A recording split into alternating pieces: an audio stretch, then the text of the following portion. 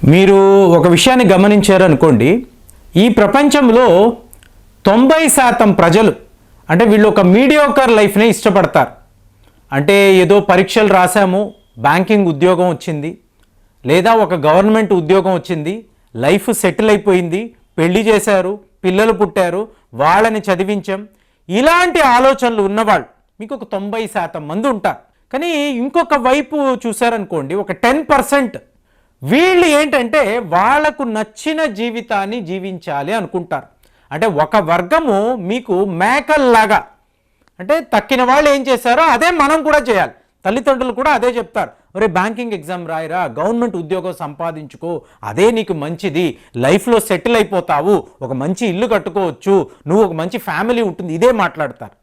అదే ఇంకొక 10% వాళ్ళు చూసారనుకోండి, మీకు కింగ్ ఆఫ్ ద జంగిల్, అంటే తన జీవితము తన ఇష్టము తనకు నచ్చినట్టు జీవించడం.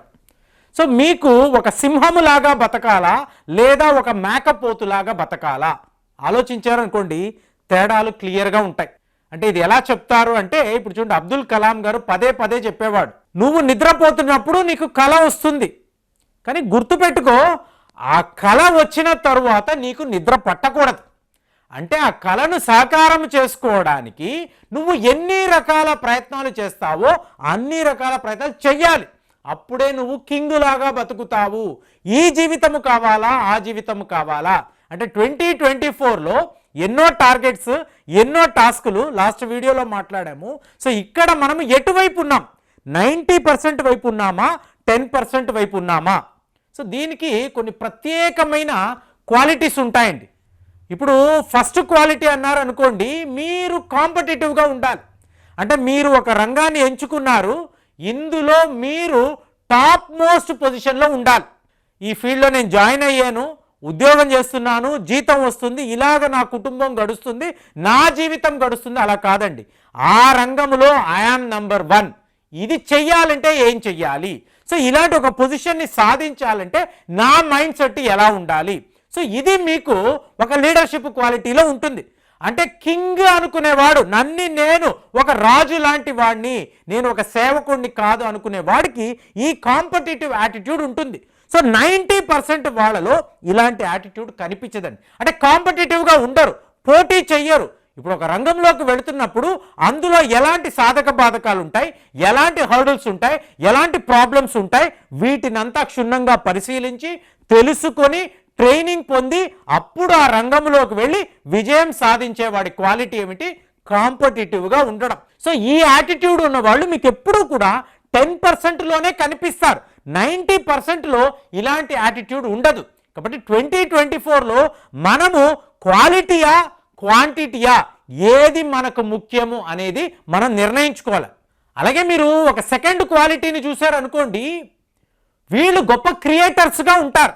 క్రియేటర్స్ అన్నప్పుడు ఏంటి, ఒక చిత్రము మీకు రిలీజ్ అయింది, మీకు వేల సంఖ్యలో ప్రజలు వెళ్ళి ఆ చిత్రాన్ని చూస్తారు, బాగుంది బాగాలేదు వీళ్ళ మధ్య మాట్లాడుకుంటారు, స్నేహితులతో వాళ్ళ యొక్క ఈ అనాలిసిస్ని చెప్తారు.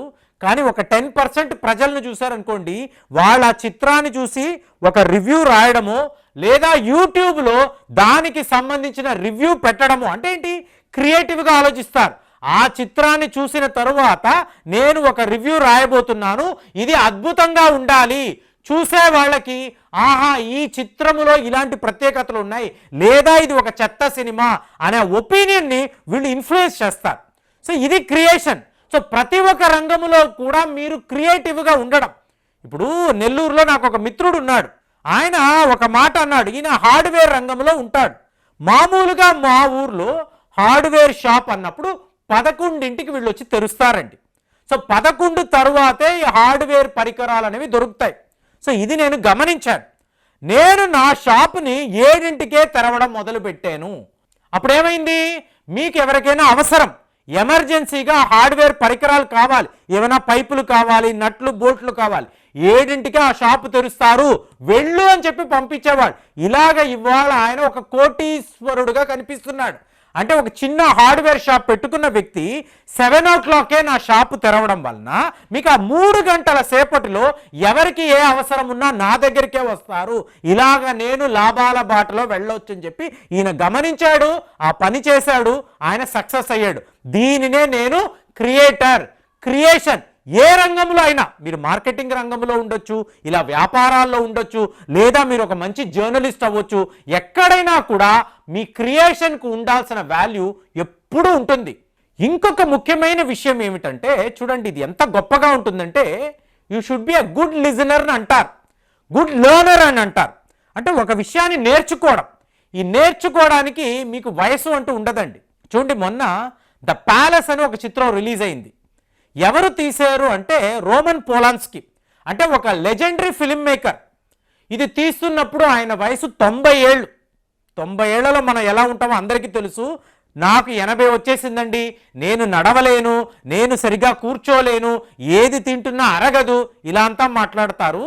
కానీ రోమన్ పోలాన్స్కీ గారికి 90 ఏళ్ళు ఒక చిత్రాన్ని, ఒక ఇంటర్నేషనల్ ఫిలింని ఆయన డైరెక్షన్ చేశాడు.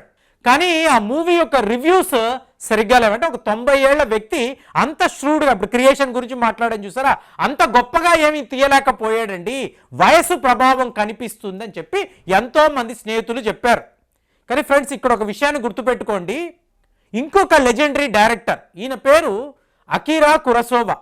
ఈయనకి 80 ఏళ్ళు వచ్చినప్పుడు ఈయన ద డ్రీమ్స్ అని ఒక చిత్రాన్ని తీశాడు. అంటే ఒక సిరీస్ ఆఫ్ ఇన్సిడెంట్స్. డ్రీమ్స్ అంటే మీకు తెలుసు, కలలు. ఈ చిత్రాన్ని చూసిన తర్వాత ప్రపంచము ఎక్కడికి వెళ్ళినా కూడా అందరూ లేచి నిలబడి స్టాండింగ్ ఓవేషన్ ఇస్తారు, చప్పట్లు కొడుతూనే ఉంటారు. ఎందుకు? ఎవరు తీయని చిత్రాన్ని అకిరా కురసోవా గారు తీశారా అంటే కాదండి, ఆ చిత్రాన్ని తీస్తున్నప్పుడు అకిరా కురసోవా గారు లిటరలీ బ్లైండ్ అండి, ఆయన కళ్ళు కనిపించవు. తీసిన చిత్రం ఏంటి? డ్రీమ్స్. ఎవరో అడిగారు, ఏమండి మీకు సరిగ్గా కళ్ళు కూడా కనిపించడం లేదు, అసలు ఆ చిత్రంలో ఆ కలర్స్ ఏంటి, చూసి మేము మెస్మరైజ్ అయిపోయాము, ఇలాగ ఒక క్రియేటర్ ఒక చిత్రాన్ని తీయగలడా, మరి మీకు సరిగ్గా కళ్ళు కనిపించవు అంటున్నారు కదా, ఇంతంత కలర్స్ను మీరు ఎలా క్రియేట్ చేయగలిగారు అంటే ఆయన జవాబు అబ్దుల్ కలాం గారు చెప్పినట్టే చెప్పాడు. మీరు నిద్రపోతున్నప్పుడు కలలు వస్తాయి, కళ్ళు తెరిచి ఎవరు కలలు కనరు, కళ్ళు మూసుకొనే మీరు కలలు కంటారు. మరి అలాంటప్పుడు నాకు ఈ కన్ను ఎందుకు, ఈ దృష్టి ఎందుకు, ఈ కళ్ళు ఎందుకు కనిపించాలి, జస్ట్ నా ఊహాలోకంలోకి వెళ్ళాను, కలలు కన్నాను, దానినే అక్కడ నేను చిత్రముగా తీసాను అని చెప్పినప్పుడు ఆ చిత్రం యొక్క ప్రొడ్యూసర్స్ స్టీవెన్ స్పీల్బర్గ్, జార్జ్ లూకాస్, వీళ్ళు ఎవరు అంటే ఒక 20 ఏళ్ళు వెనక్కి మీరు వెళ్ళారు అనుకోండి, ప్రపంచంలో టాప్ 10 మూవీస్ అంటే హైయెస్ట్ కలెక్షన్స్ ఉన్న చిత్రాలు 10 చిత్రాలను తీసుకుంటే 8 చిత్రాలు ఈ స్టీవెన్ స్పీల్బర్గ్, జార్జ్ లూకాస్వి మాత్రమే ఉంటాయి. అలాంటి లెజెండరీ ఫిల్మ్ మేకర్స్ కురసోవా గారికి కళ్ళు కనిపించవని తెలిసినా కూడా ఆయన మీద పెట్టుబడులు పెట్టడము, ఆయన చేత ఈ చిత్రము తీయించడము, తరువాత వీళ్ళు ఏడుస్తూ ఆ చిత్రాన్ని చూడడం. అంటే ఒక దర్శకుడి యొక్క క్రియేషన్, అతను తన కళలో నేర్చుకున్న విషయాలు. నాకు కళ్ళు కనిపించవు, ఎలాంటి కలర్స్ ఆ చిత్రములో ఉండాలని జస్ట్ ఆయన తనను తానుగానే, అంటే తనలో తానుగానే ఒక ఊహను సృష్టించుకున్నాడు, అలాగా చిత్రం తీయగలిగాడు. అంటే ఒక గ్రేట్ లెర్నర్ అన్నప్పుడు అతనికి దృష్టి అనేది అక్కర్లేదండి, కళ్ళు అనేవి అక్కర్లేదండి, జస్ట్ అతని ఊహాశక్తితో అంత గొప్ప చిత్రము తీయగలడని అకిరా కురసోవా గారు ప్రూవ్ చేశాడు. అంటే అలా ఉండాలండి. సో దీనినే మనం ఇంకొక రకంగా చెప్పాలి అంటే ప్యాషన్.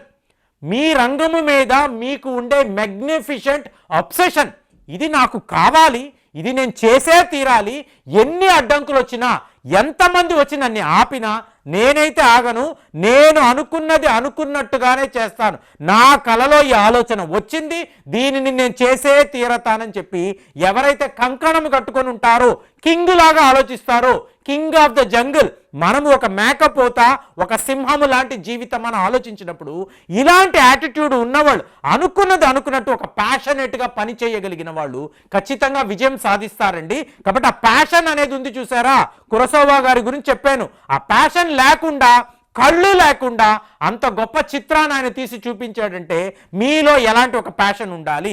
మనకు ఆ భగవంతుడు సర్వము ఇచ్చాడు, ఇచ్చినప్పుడు దీన్ని నేను ఎలా ఉపయోగించాలి, నేను అనుకున్న దాన్ని సాధించడానికి నాకు ఈ అవయవాలు ఎలా పనిచేస్తాయి, నా మేధాశక్తి ఎలా పనిచేస్తుంది, నా జ్ఞానము ఎలా పనిచేస్తుంది. అంటే 2024 వస్తున్నప్పుడు మనం ఎన్నో టార్గెట్స్ పెట్టుకున్నాము. ఇదేదో నేను మీకు చెప్తున్నాను అనుకోకండి, నాకు నేను చెప్పుకుంటున్నాను. 2024లో అలాంటి టాస్కులు ఉన్నాయి, అలాంటి గోల్స్ ఉన్నాయి కాబట్టి మీకు చెప్తున్నట్టుగా నాకు నేనే చెప్పుకుంటున్నాను. ఇంకా ఫైనల్ విషయం ఏంటంటే మనీ మ్యాటర్స్ అంటారండి. అంటే డబ్బు సంపాదించే వాళ్ళందరూ కూడా చెడ్డవాళ్ళు. అతను బాగా సంపాదిస్తున్నాడండి అంటే అతను ఏదో మోసము చేసే సంపాదిస్తున్నాడు.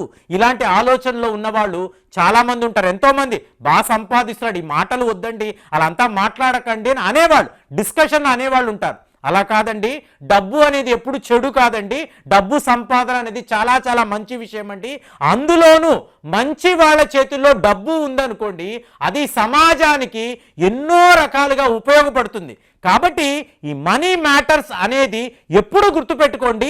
బాగా డబ్బు సంపాదించండి, ఎవరికి అవసరం ఉంటుందో వాళ్ళకి మనం ఇవ్వగలిగిన ఆ స్ట్రెంగ్త్, ఆ కెపాసిటీ ఆ భగవంతుడు మనకి ఇవ్వాలని చెప్పి మనం కోరుకోవాలి. కాబట్టి మనీ మ్యాటర్స్లో మనము మంచి వాళ్ళము, కానీ ఎప్పుడు కూడా మంచి చేయడానికే ఈ డబ్బుని వాడతాము అన్న ఒక విజన్ మనకు ఉన్నప్పుడు డబ్బు అనేది చెడు కాదు. కాబట్టి ఈ 5 విషయాలు మీరు బాగా గుర్తుపెట్టుకున్నారు అనుకోండి, 2024లో ఒక సింహము లాగా, ఒక కింగ్ లాగా ఒక గొప్ప జీవితాన్ని మనం సాధించవచ్చు, జీవించి ఇతరులకు చూపించవచ్చు. మరి అలాంటి యాటిట్యూడ్ ఆ భగవంతుడు మనకి ఇవ్వాలని చెప్పి 2024లో ఇదంతా జరగాలని చెప్పి మనం కోరుకుందాము. మరి దీని మీద అసలు మీ కామెంట్స్ ఎలా ఉన్నాయో తెలియజేయండి. మళ్ళీ వచ్చే వీడియోలో కలుద్దాం.